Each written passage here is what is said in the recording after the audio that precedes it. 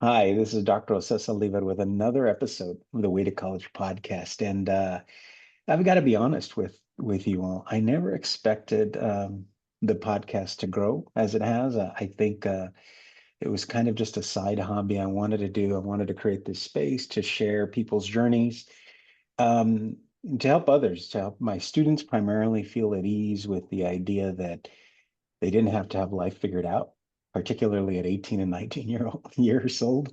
And so I've really enjoyed connecting with folks and that network. Originally, that network was the people that I was closest to, people I went to school with and grew up with, has expanded considerably. And so today's a new addition to that network. But as always, I'm going to give my guest the opportunity to introduce herself. So, Jill, would you mind introducing yourself to our audience out there?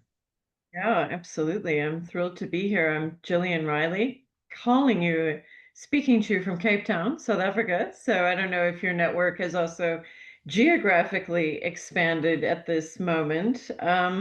Originally from the States, came here a very long time ago, 1993, to be a part of this country's transition to democracy. And what was originally kind of as you're saying, I never expected things to turn out the way they did. I was supposed to be here for 6 months and then got completely taken with the work of sort of social transformation. And that set me on a lifetime journey of working with people to navigate profound change in their lives. So, yeah, I'm sure we'll get into all of that a little bit more. But yeah, I love the theme of sort of helping people find their way, particularly as young adults, into a very, very disorienting world. I couldn't have said it any better myself. Thank you, Jill. Um, Jill, so you are my first guest. Um, my guests have been from all over the world. My first guest, who's in Africa at the time, so this is exciting. But Jill, as with all of my guests, I always start with the same question, and the question is, if you had to identify a starting point for your educational journey, where would that starting point be for you? Oh, wow. What a great question. My brain, I'm going to go with where my brain instantly went to, which was when I went on an exchange program in my sophomore year of high school. And I think what was a sort of latent curiosity in the world began to become much more of a driving force in my life. To use my own language of permission, I think it was one of the first times I gave myself permission to be the first person in my family to do something. Nobody else had a passport. And they were confused by my interest in going to France. And I wanted it and I made it happen, much to the, dismay of others around me. And I think that was just such a perspective expanding experience and such a rewarding learning experience outside of the normal classroom environment, outside of kind of academia in its most formal sense.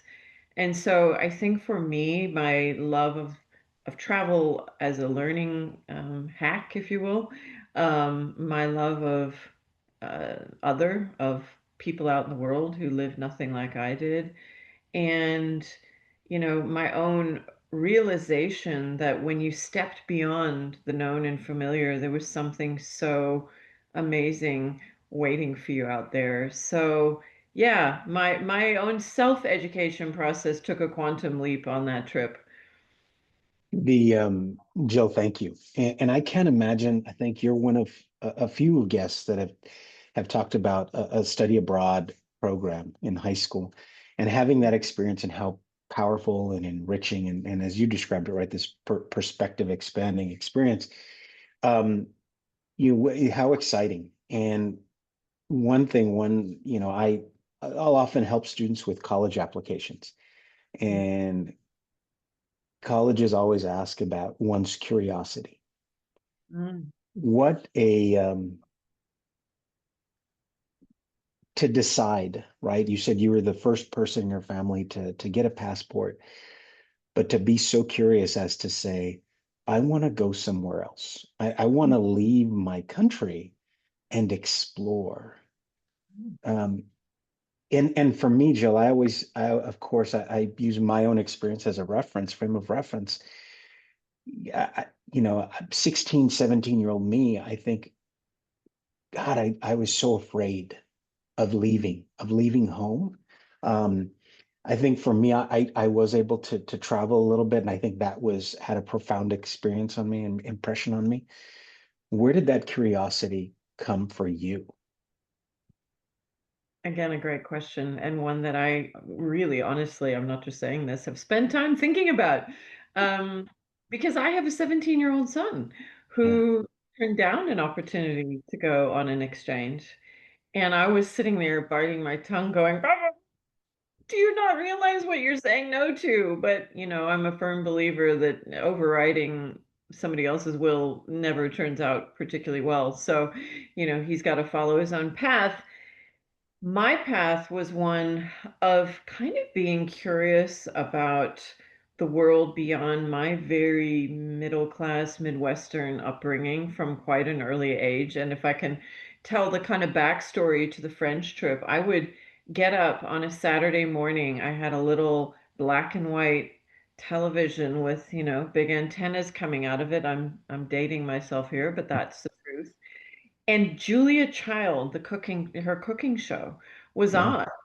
on a weekend morning, and I would sit there and be completely captivated by this woman who looked so different, who spoke so different, who was making these, really complex dishes that were nothing like anything I'd ever eaten.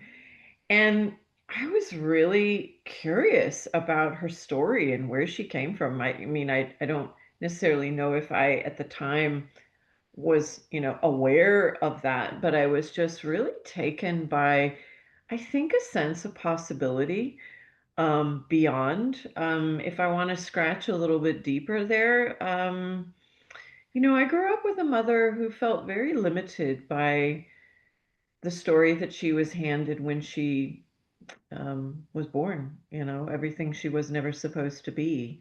Mm. And I think I felt acutely aware of that growing up. And on some level, my desire to go beyond might have been driven by, some of that too. I did not want to be stuck.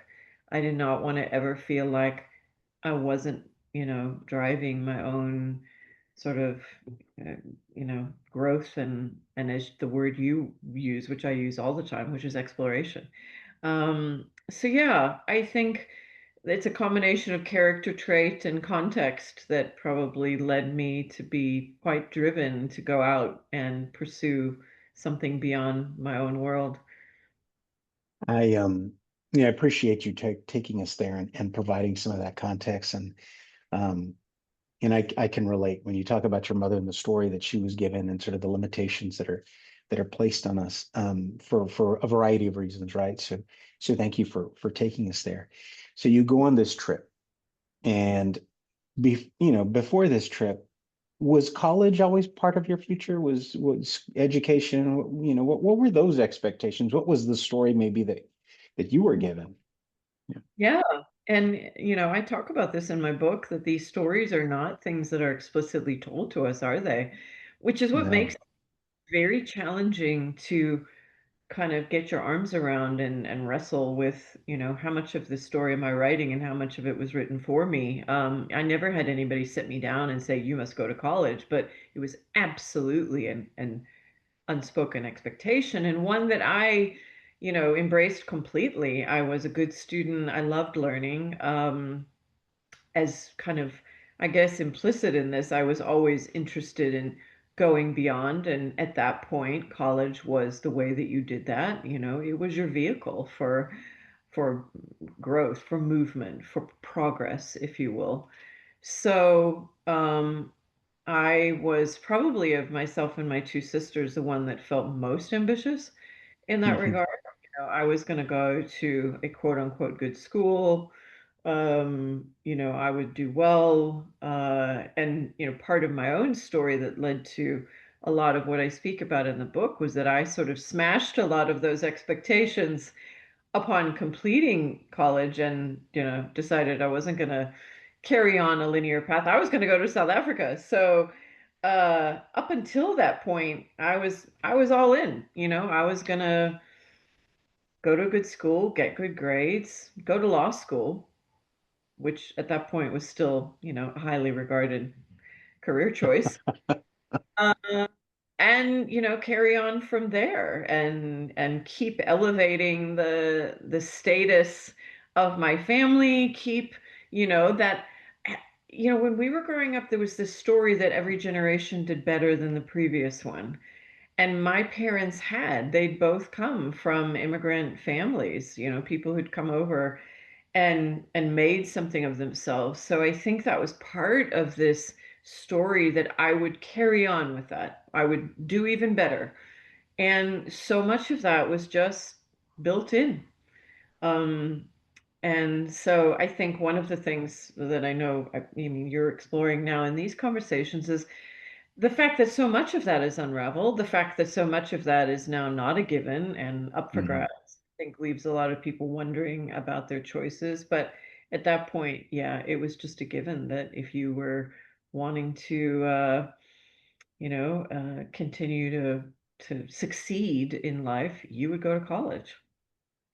It's funny. I love the way you kind of framed everything around the stories that were given, the stories that were told, and even the explicit, the implicit, um, and and about going to college and doing better than the previous generation, and those expectations that are kind of laid out before us. You said you decided to go to South Africa. Mm. So what happened that led to that decision? Because here you are, right? You've got it looks like a very, as you said, linear path, this step one, step two kind of thing. And then you're like, no, I'm going to go this way. What happened? Yeah, so I went to Northwestern University, which is a, kind of liberal arts, fine arts. You had to take a variety of different courses. You had to take history courses, and one of them had to be a non-Western history course. So I took this course in modern Southern African history. And again, I've thought a lot about it, don't have a firm answer for why it really, captivated me. I was so interested in this story, this post-colonial, post-liberation story that was playing out across Southern Africa, and these people reclaiming their story. Um, so, and I had a very good professor whose wife was South African. They were planning to come to South Africa the year after my graduation so he could work on a PhD. And they said, well, and the election was happening in 1994. I graduated in 1992, and else the first democratic elections were taking place in 1994. And I was sort of like, I mean, how can I not go there?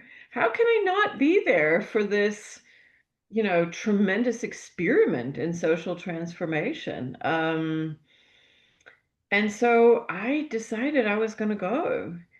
And I can still remember, like, I waited a very long time to tell my parents, actually too long. Now that I'm a parent, I can't believe I kind of sprung it on them. I was so afraid. Um, and I can still see my father sitting across the table looking at me like, this was the nuclear option and the world was a very different place, as you may know or remember, that it was very foreign. It was very far away. This was pre-internet. It was like I was going to the moon, and a very violent corner of the moon as well. So, whew, I feel like I gained a little bit of a superpower in that moment, which was to learn to deal with uncomfortable conversations that you fear might disappoint people. To learn that, approval is desirable but not required. If Mhm. you have the means to do the thing that you want to do, which I did, I earned my own way. I didn't ask them for anything. It's not great, but it's also, you keep going. So, it was a while before we kind of came back together again around what I was doing. They spent many years like really unclear. and I couldn't make it make sense to them, you know? I couldn't pitch it to them, and I think it's such an important thing that I say to young people, which is, you know, most of your most unique interests, wants, desires, ideas don't come prepackaged, Mhm. have a neat cell around them. So you will feel clumsy in trying to explain them to people. That is not a reason to turn back. That is not a reason to feel like, oh, this isn't a good idea because it's not slick and familiar. It's exactly the reason to keep going because this is something unique. This is something new. So keep following it. But all of it's really uncomfortable. And particularly when you're, you know, 19, 20, 21 years old and you're still trying to figure yourself out. So yeah, those were some interesting years. It sounds like, even the deciding you wanted to go to France and you're going to get a passport and you're the first in your family to get a passport. But it also sounds like that experience was kind of preparing you for this, not just the fact that you're leaving and you're flying across the world, but telling your parents you're going to do this, Yeah. um, regardless maybe of their answer. Yeah, totally. Yeah, I think up until that, I mean, that I was a little bit different was pretty clear. That I had global interests when they had none was obvious. I think they always, up until that point, had thought it would be a nice kind of pastime or hobby or sidebar interest for me. They had no idea that it was actually going to shape the trajectory of my life. But yeah, I was slowly kind of preparing them for the fact that I had interests and plans that would probably never make sense to them. And, you know, I reckon there are a lot of young people today who are going to be in that same position, who might not be going off to some foreign country or be deviating as much from the expected path as I did, but their lives are probably going to unfold in a way that'll be hard for their parents to understand. It's not going to look the same. It's not going to Yeah. be a neat thing leads to another. I'm cushioned in a big corporate and I can expect to stay there if I just work hard. That's not the story anymore. So, you know, part of my work at this moment with my book is to kind of let young people know it's okay. Um, it's okay, even if it doesn't feel that it's all right. Yeah, I love that, and I'm eager to get into your book. Before we get there, though, I've got to know. You said you've got a 17-year-old son, correct? Yeah. So how has your experience? How have all of these experiences and these difficult conversations and relationships, how has that informed or shaped your own relationship with your son? Yeah. Whew. Um, I think, you know, having a mother who's not your average mom has probably affected him in ways that I don't know. I can't say. Um, Maybe he can't either. But I think it's been an ongoing reminder and I don't want to say lesson, but you know, that you are allowed to be yourself.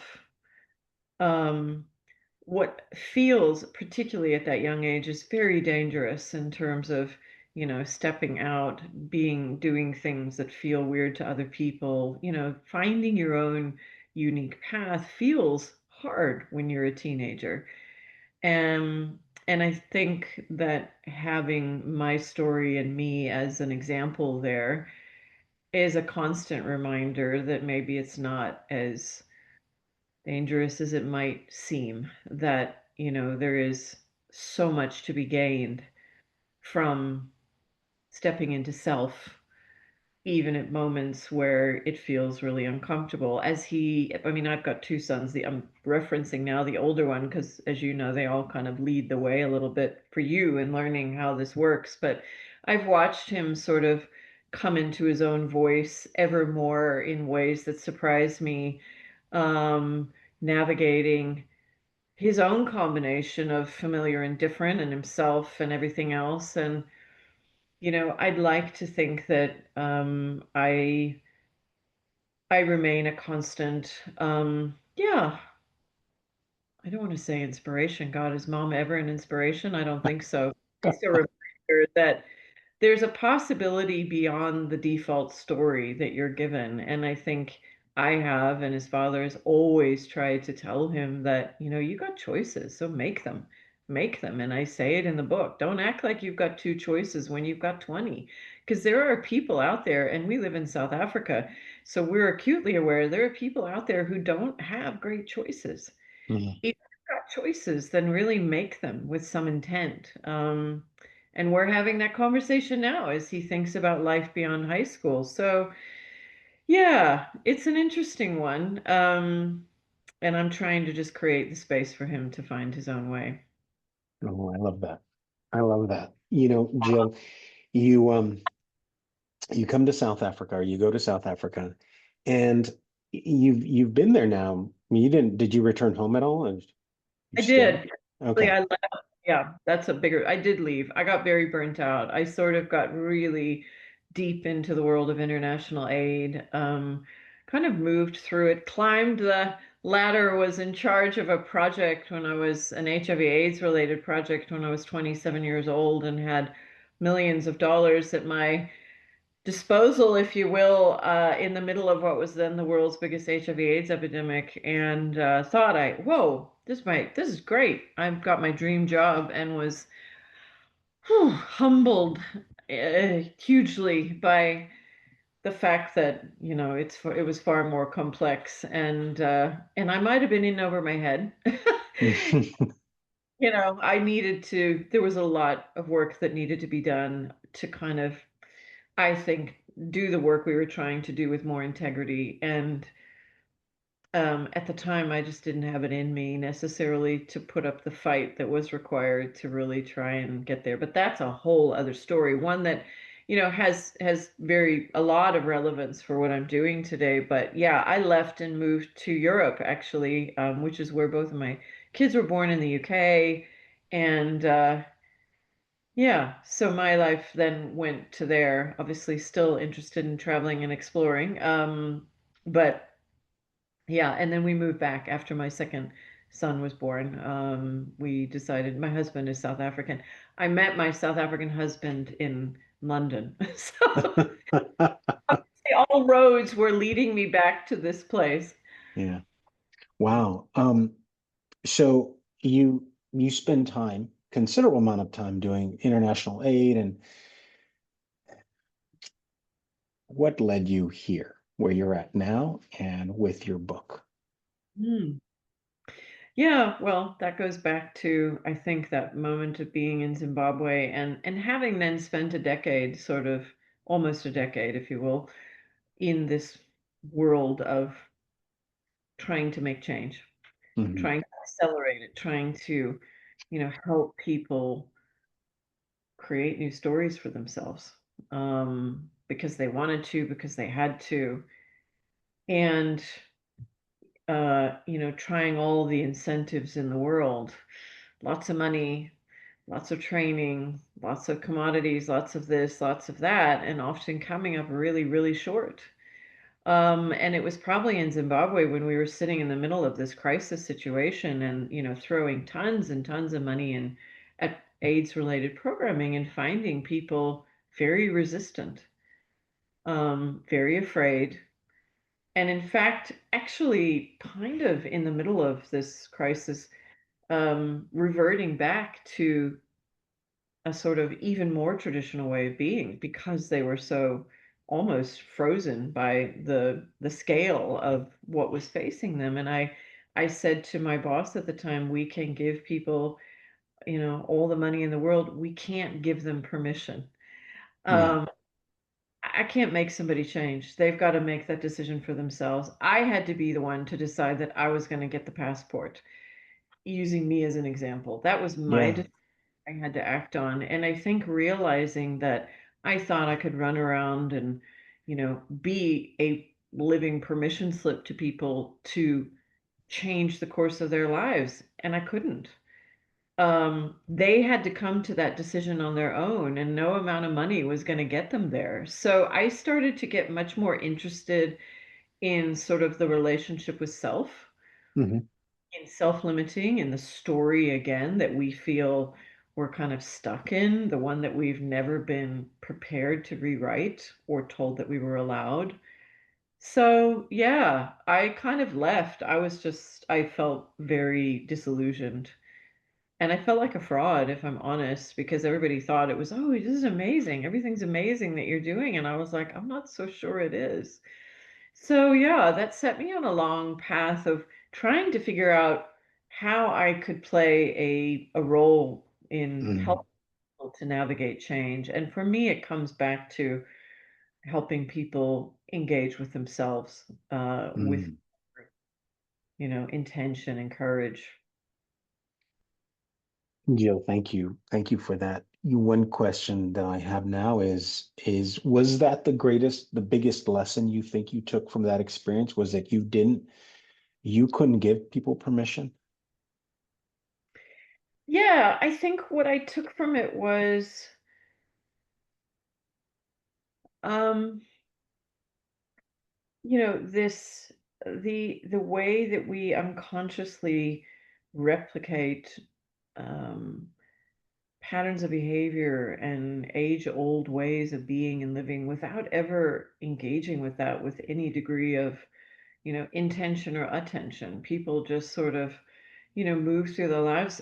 We're coming back to the story that, for me, for instance, working in Zimbabwe with these women who they had a very restrictive story about who they were allowed to be, like my own mom did. And, the desire to change that, um, which is obviously something I had in me for a long time. I think realizing, yeah, my own limitations at a very young age. I'd realized my own power at a young age. I also then realized my own limitations that Mhm. I wasn't going to save anybody. I wasn't going to do anything profound on behalf of somebody else. Um, and that so much of the work around activating agency and putting people in the driver's seat of their own lives was something that for me felt like a really yawning gap in the work that we were doing, and in fact in education in general, that we don't really prepare young people and young adults to feel like they are their own authorities, like they have the power to drive their own decision making. And that became something that really interested me much more after that experience. Jill, how long have you been, well, it sounds like you've been wrestling maybe with these ideas, these conversations for a long time. Mm. When did you Yeah, decide, when did you decide, you know what, I think there's a book here and I need to share this with the world? during COVID, of course, which spawned so many things, good, bad, evil, otherwise. We were all sort of in limbo. It had long roots in a series of things that I'd experimented with and played around with, from something called Courage Camp, which was just, how to find the courage to drive your own life and write your own story. I started a local group called Troublemakers, which was, again, how to look for good trouble. And then during COVID, to keep myself sane, I was like, I just need to sit down and put some of this down on paper. And what I thought was going to be like almost a PDF became this book. It's sort of, you hear about books writing themselves, and gosh, that was very much my experience. It might have been, COVID probably heightened the surreality of all of the experience, but I really kind of found myself just letting things flow onto a page. And it was, yeah, decades of experience just coming out. And this theme of permission just cut through everything, which is, who am I allowed to be? What am I allowed to do? And against a backdrop of a, global pandemic, which I'd experienced a pandemic before. And I knew that, these things shift the way we think about ourselves. They shift the way Mhm. we think about our lives. So, was there some particular relevance for some of these lessons and some of my story right now? Because it felt like, and obviously we couldn't even see into the future, that something fundamentally was changing about our world. and that we would continue to struggle a little bit with how to find our way through it when it felt overwhelming and confusing, as I had experienced before in other contexts. So, yeah, and it took many years and many forms. And it was, again, I love the way you started this with how you didn't see this podcast becoming what it is. I don't think we can. I No. don't think we ever do. And again, what I'd love to say to young people is let go of the idea that you, which is one of my permissions, is forget about the future. You don't know. It's okay. Mhm. Start to create things and let them become, even when you have people yapping in your ear about what are you doing? Why are you doing this? So, yeah, like you, I sort of let it become something over many years. Wow. What do you hope to do with this book? I hope to, let me say, provide a support resource for people who feel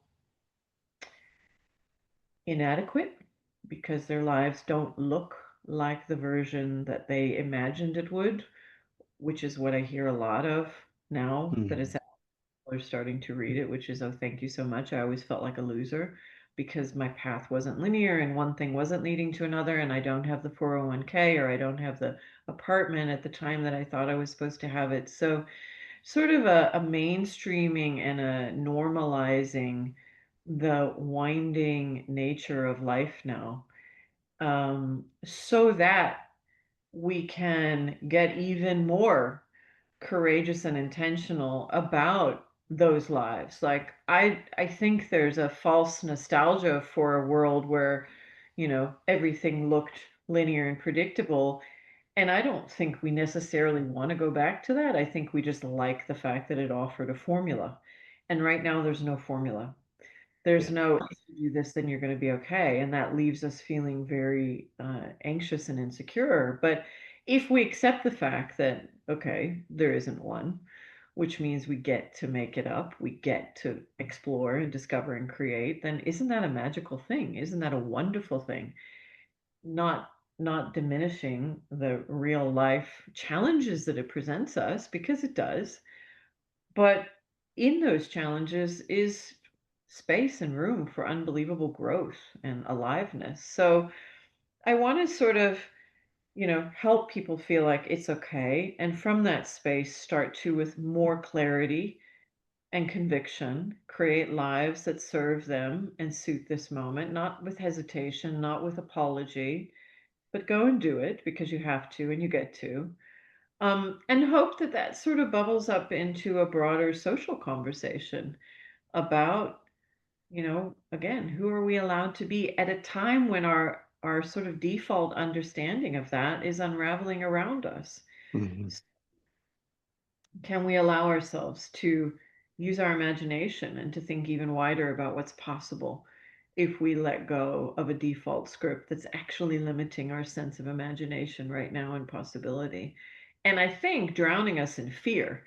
And as parents, I see it all the time, the kind of, oh no, my poor darling, he or she can't just go to college and be assured a job. No, they can't. But let's not treat that as a burden that they're bearing. Let's treat it as an opportunity for them to go Mhm. out, create, and explore.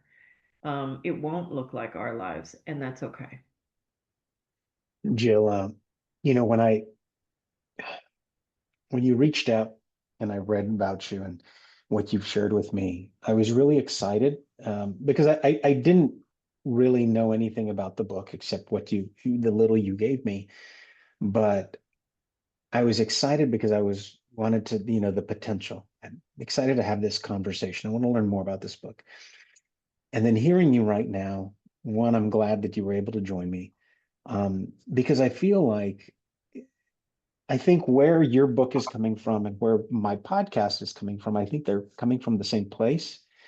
I think they're both coming from a place of, to challenge and to push on these expectations, right? The stories that we tell ourselves. And I think to date myself, I remember growing up, the lives that we were supposed to that we aspired to were lives on in magazine articles, the lives Right. in commercials, right? And the family that you saw in the you know the white picket fence and the dog and I feel like for particularly for young people, but really for all of us now, those stories, oh, we're inundated with them because of social media. And you see like, oh, why don't you have this? And this person has this. And I hear it from my students all the time.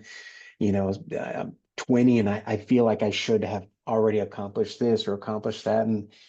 And so one, thank you for this because I think we need to have these conversations. I think we need to push and we need to show people about the choices that they have and opportunities and seeing things as opportunities and the fact that taking the example of you go to college and that job isn't guaranteed. That's not a bad thing. Um, I think you recognize that there are a lot of opportunities available now. What do we do with them, right? What are you going to do with them? So thank you for that. Thank you for this conversation. Um, I'm eager to get into the book. I want to I want to read the book and learn and share this with others as well. And I think I just think this conversation is so critical at this moment. Um, Yeah, yeah. it really, I feel, you know, to kind of pull a little bit of thread through my experiences, it's the corrosive effect of fear Mm, and the way that it cuts you off at your knees in terms of your sense of agency, um,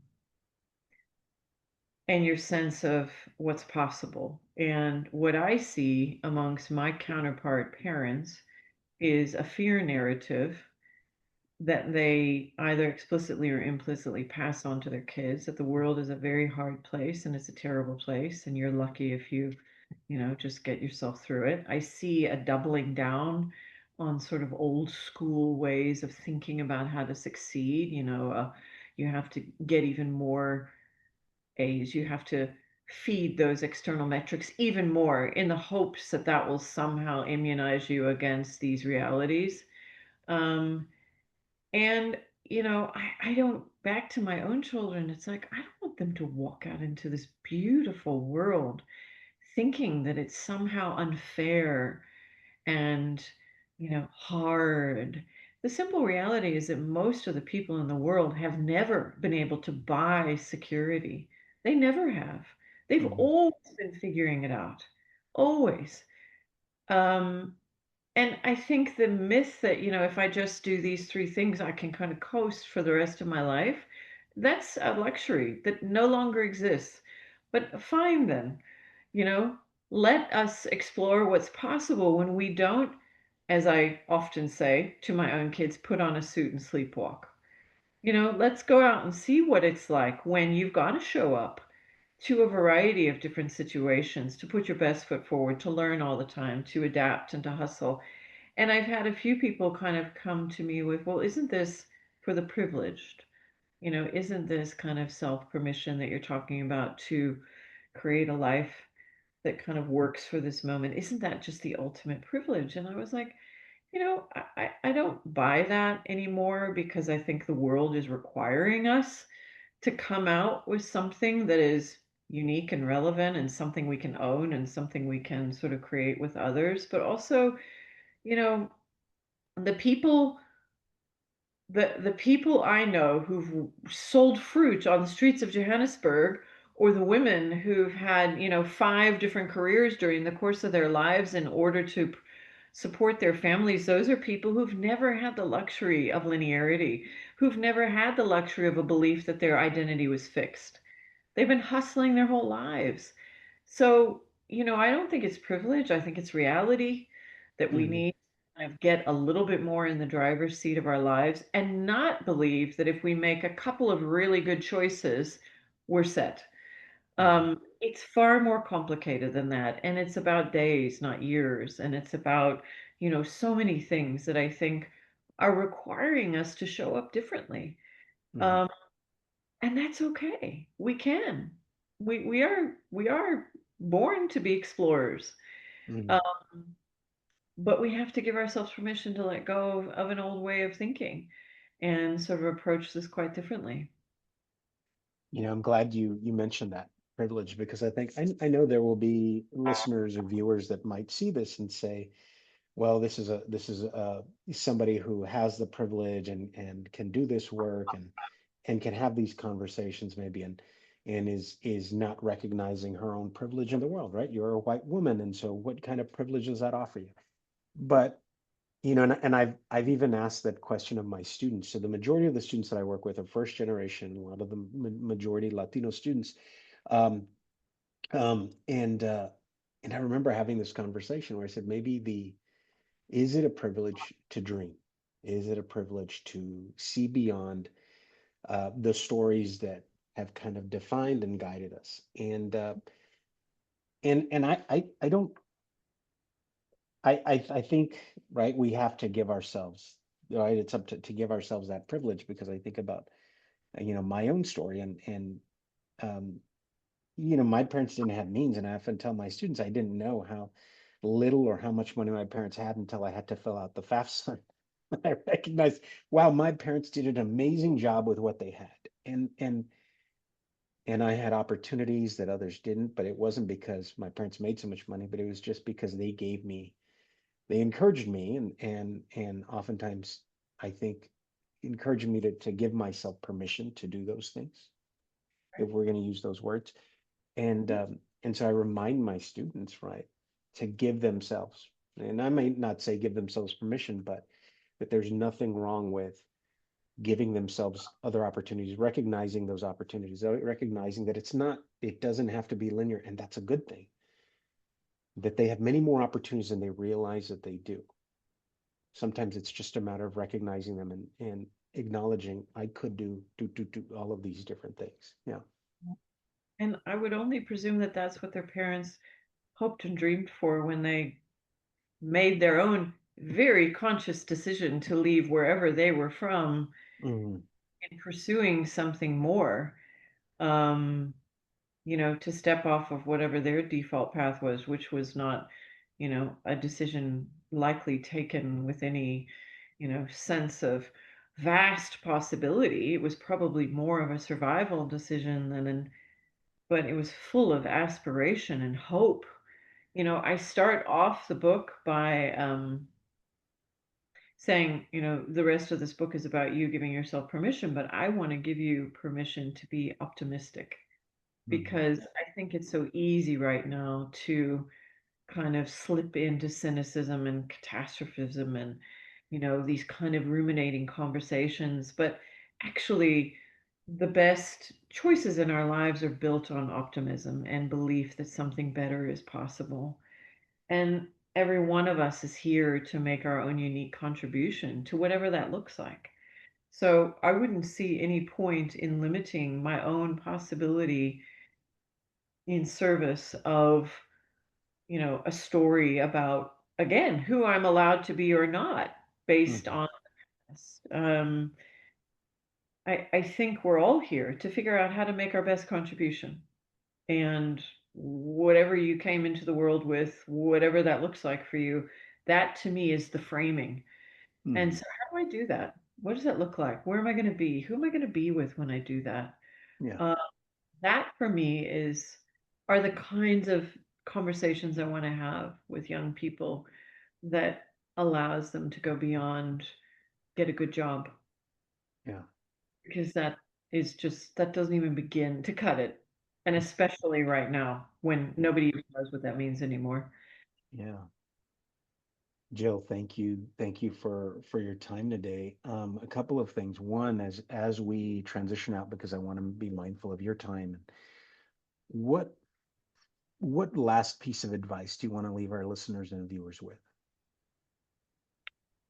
Um, to keep stepping out into the world, Hmm. to keep actively exploring the world, which doesn't need to be the way I did it. It can just be their community, the other side of town. I think, especially right now for young people, it's easy, as you've already referenced, to get sucked into a digital um, either echo chamber or just noise channel.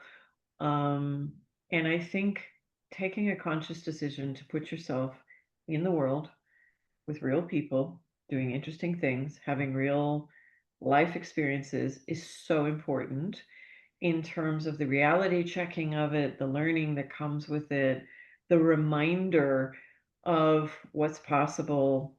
Um, and yeah, to really kind of use time that isn't school or isn't, duty bound to go out and live in real time and start collecting experiences with, the mindfulness of somebody who's putting memories in a backpack and sort of going, this is what I'm building out. This is what I'm building is a lifetime of experiences that will determine what I think is possible. So Mhm. the smaller you stay, the less you think is possible. The more you step into the new, the more you start to believe that, hey, maybe I have those options that I can't see from where I'm sitting. So don't overthink, don't overplan, don't try too hard to have everything figured out. Just go out into the world and let it teach you. I love that. I love that. Let it go out into the world and let it teach you. I love those words. Jill, if we want to find, because we want to get out and get that book, where do we find your book? It's available on Amazon, at Barnes and Noble, through any of your local bookstores. You can go in and ask for it and order it, and they'll get it for you.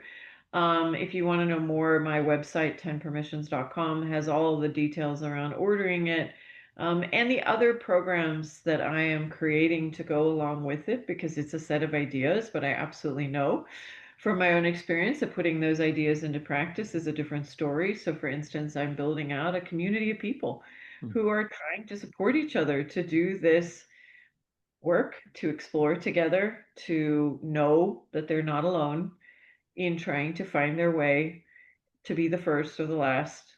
We're all figuring things out right now, Yeah. and you don't need to do it on your own. So, yeah, that's all on my website, 10permissions.com. All right. Well, I'll be sure to drop the links in the show notes. Thank you. But Jill, thank you. Thank you for your time today. Thank you for sharing your story, and thank you for putting this book out into the world. I think it couldn't come at a better time.